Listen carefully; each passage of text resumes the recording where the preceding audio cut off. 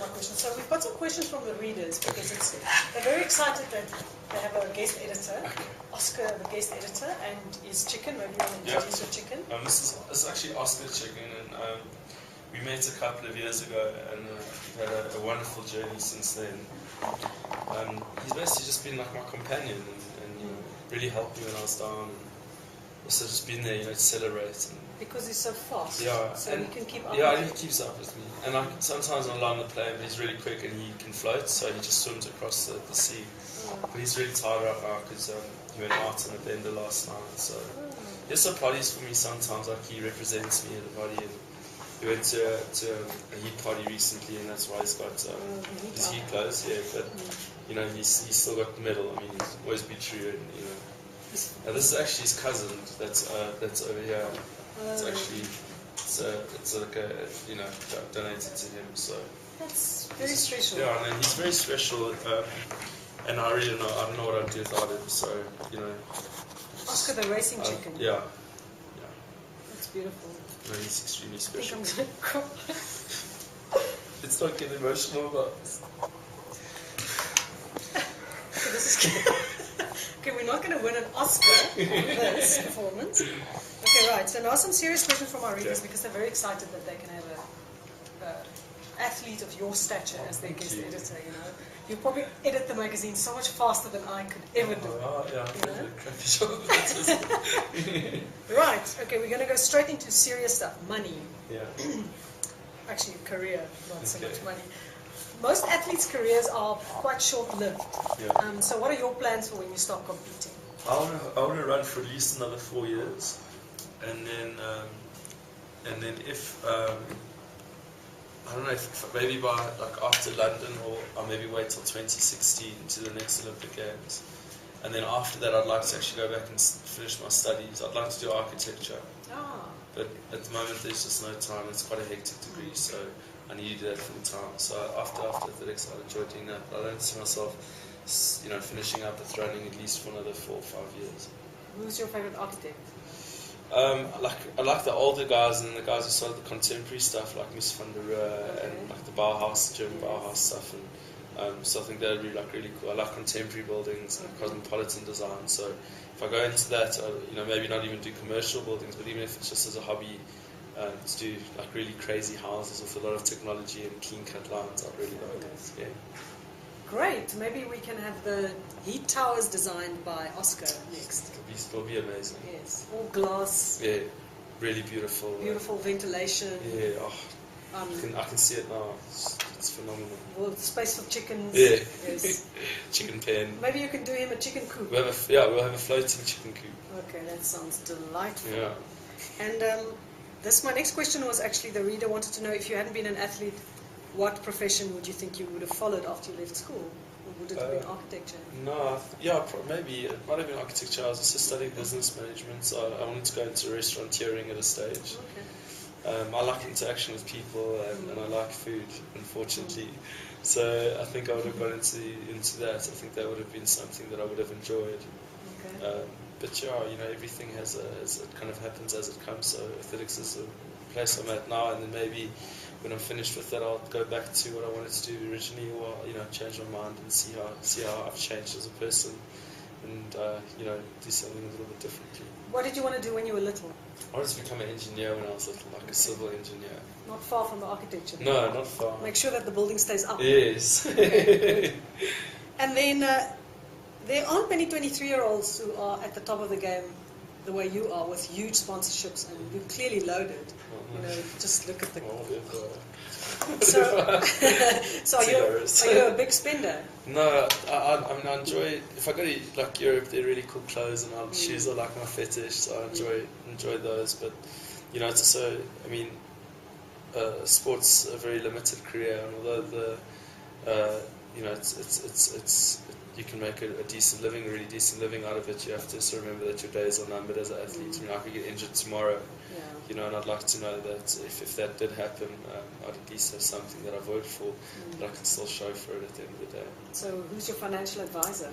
I've got a friend who's down in Cape Town, a guy called Jared Wingate Pierce, who's at school with me and a couple of years older, and he's a great sense of advice. And then Piet, my manager, obviously helps me if I need help on decisions. But I think the guy who's got the best knowledge is maybe my brother. He really gives me great advice on investments and stuff. What's been his best advice to you? Well, I mean, I invested in some property a couple of years ago, and I started an audiovisual company with my brother, and it's been doing really, really well. So it's called Thunder Vibe Audio and Visual. We do got a lot of really big companies in South Africa that we do work for and stuff. And yeah, he's really good, and he's studied to be a CEO, and he's really good with numbers and business and stuff. So. And that's not fun for the heat reader. What's the most expensive thing you've ever bought yourself? My house. This is really expensive. Good. Yeah. And it's an investment. Yeah. And the silliest thing that you've ever blown money on? Like a lot of money that maybe you shouldn't have done. Yeah, like I got buyer's blues afterwards. A couple of things, I guess. Some things I bought that I've got turntables at home that I think I've had 20-something thousand rand for that I love, but I hardly get to use them because I'm overseas all the time. And I think if I had to go back, I wouldn't have necessarily bought them. They're like the best of the best. They're CDJ 1000s, which are like awesome. So maybe you can come DJ at our Heat Hot 100 party. Yeah, maybe, yeah. No, I'm not too bad. Leah's a good friend of mine. She's come over to my house quite a couple of times. She actually stays a couple of blocks away, so she's given me some hot tips on playing the decks, and not too bad if I say so myself. So who do you like? What? Oh, I love Euphonic. Fresh is awesome, and his new CD that's come out is really cool. I like the South African stuff, to be honest, and then in Italy, they've also like a lot of their like lounge, their kind of deep house is really nice there. I think South Africa's like party house, funky house music is far better than the electro music here is amazing. But overseas, like the relaxed lounge stuff is just awesome. So I enjoy listening to, music that I can just relax to. It's got a nice beat and soul music. It's really brings nice. me to a question that someone asked. Are you a white boy on the dance floor, or are you like a Michael Jackson? I think I've got a bit of my mother was Kenyan, so I like to believe I have a bit of black blood in me. I don't think white boys have got rhythm when it comes to dance floor, but my best friend and I, we've got like Chika Machika on SABC One. I've got that PVR. Like I just love watching it. It's just really cool. But I think unfortunately we don't get to go out as much as we'd like to. But when we do go out, I do think and definitely burning some tacky on the dance floor. It's always a must. What's the most fabulous present you've ever bought someone? I bought my sister a car for her 19th birthday. Ooh. That was a nice present. That's nice. Yeah, and that's about. I think that's the nicest. And present. your fanciest pair of shoes? I own a pair of Moreschi shoes that I got from Mr. Moreschi in Italy, in Vigevano, that are really insane, like crocodile leather. Yeah, they're really, really porno, but they're really awesome. What color? They're black. Not white. No. God. Yeah, no, I don't do the whole white shoes thing. Okay. Now, what's your shoe size? Size 9. Actually. Why? My brother and I, we're more or less the same height. And he's on a 10 shoe, but I like a 9. And I think 9s you get like shoes for everything. So you can change your shoe size. Yeah, so I've stuck with the 9 for like the last 7 years, and it's just really, it's cool. Like I don't ever have to throw shoes away because I'm growing out of them, and I don't have to worry about, if I got a pair of shoes and they fit, I know it's a 9. And if I buy a pair of shoes and say they don't have a 9, I can always fit into an 8 or a 10 if I have to. So. Always a big plus, yeah. One of the things in your book that I just loved is you said as a little boy you loved the fact that you could wear shoes forever and they never get stinky. Yeah, that's such a plus. Yeah, it's a huge plus. And I don't have to change socks, which is so really cool. But the unfortunate part of that is sometimes I'll go to a meeting with white socks on because I forget to pack black ones. Because, it's not like a priority on my mind. So, unfortunately, these things happen. They do, I guess. Yeah. And you don't have to buy running shoes either. No, I got really cool running shoes from Nike. Yeah, I've got stacks of running shoes, but they're really cool. But how do you work running shoes? I just wear them to gym and stuff because they've got a bigger sole at the back, so they're better for balance. So what legs do you wear when you train? Same legs. Like these, it's quite easy to take the shoes on and off of them. So like the running shoes are just kind of, like for clean and jerk with big weights. Thank you. They're clean at least. Model sneakers. Yeah, those are like, you know, having something like a Nike Shock or something with a higher back heel that's easier to balance on. So obviously you wear the cheetahs only for running. Yeah, only for running. They're not really good for anything else. The balance on them is terrible and everything else. So. You can't stand still really. Yeah, yeah. I think they're really they're nice. They're really cool, but they're really sport specific as well. So. Okay. And I found it fascinating that they've been around for so long. Been around for 17 years. Going on. They were designed in '95, I think, and they came out in '96. They've been out for 13 years. And no one's ever blown.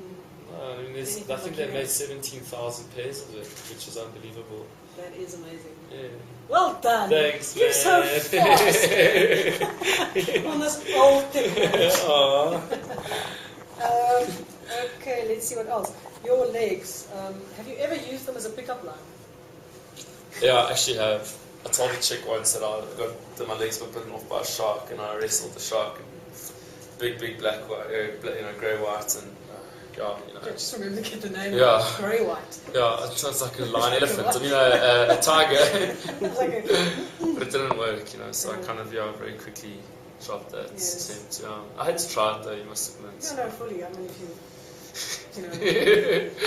use it. Yeah, especially in America. The Americans are so gullible. Jeez, we run with everything. They know we ride zebras too. You know, fell off my zebra when I was little and broke my legs. And the shark bit my leg all the way down. It's very rough, you know. In order to save the zebra, I sacrificed my legs. So.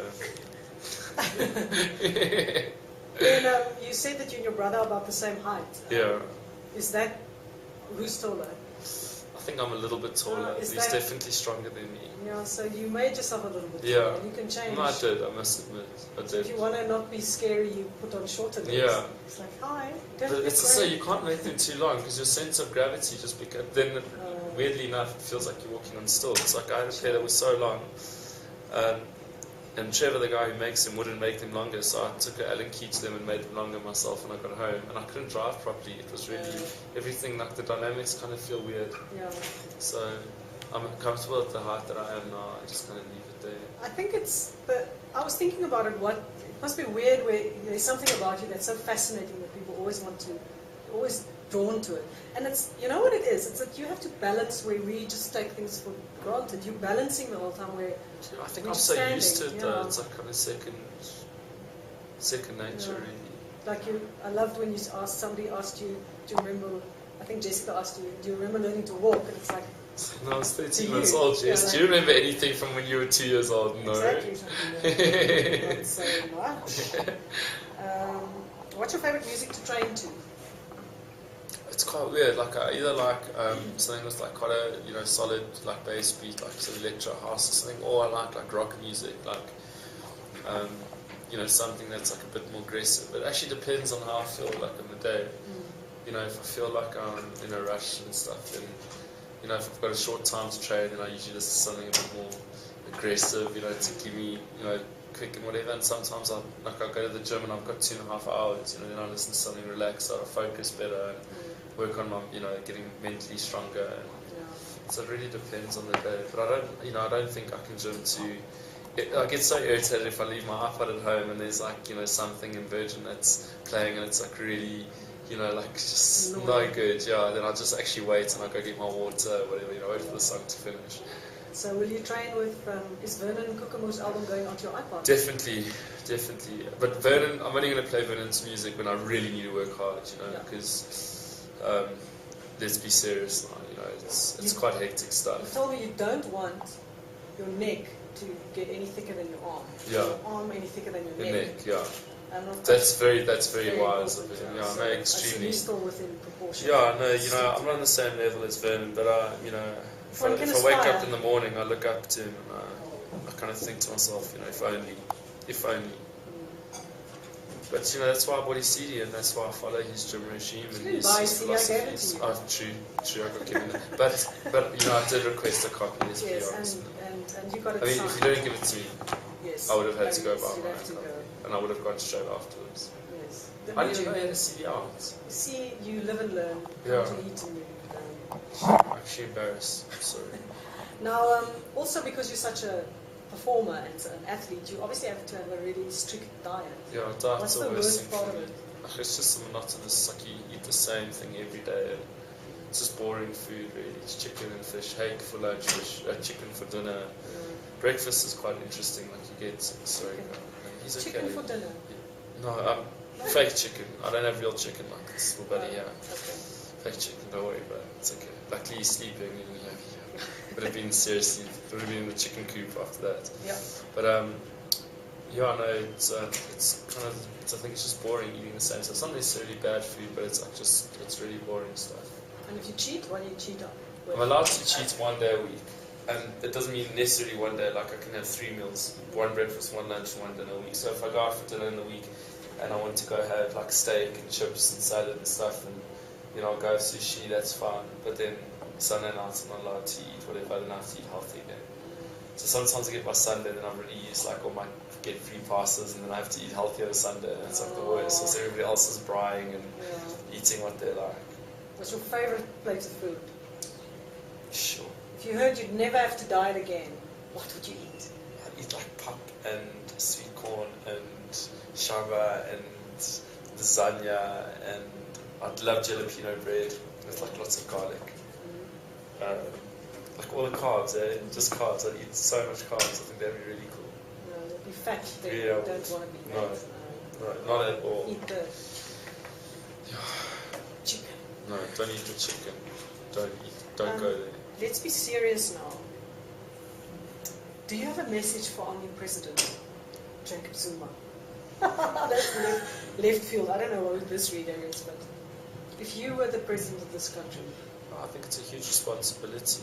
I think it's a bigger responsibility now than ever to be president of South Africa. There's so much change with everything in the world, with economics and stuff, and what's happening next door. I think there's a certain responsibility to not only manage South Africa but manage other countries in Africa.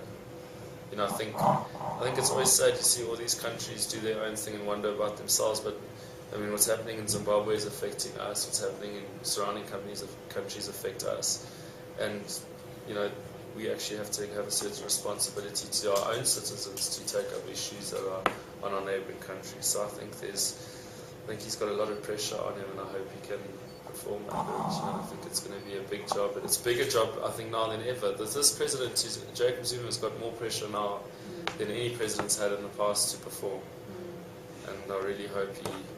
I'd really like to see the ANC succeed and be better than what they've been in the past. would you sue anybody who drew a cartoon of you? No. I mean, I've been knocked in the media so much in the last 2 years, and I think you realise, if they build you up, and they break you down, it's going to come sooner or later. It's a matter of time, it's not, and maybe after that they'll build you up again, and then they'll break you down. So it doesn't influence you when they build you up, then it shouldn't influence you too much. I think you can't be too serious about these things. It's a nice message for Jacob Zuma, don't you think? Yeah, and I think so. Oh yeah, gee, that's quite a. Yeah, I know. Why do you get? I mean, she's a cartoon. And if it wasn't true, then everybody would just be like, oh, it's so stupid. But people laugh about it. I mean. True.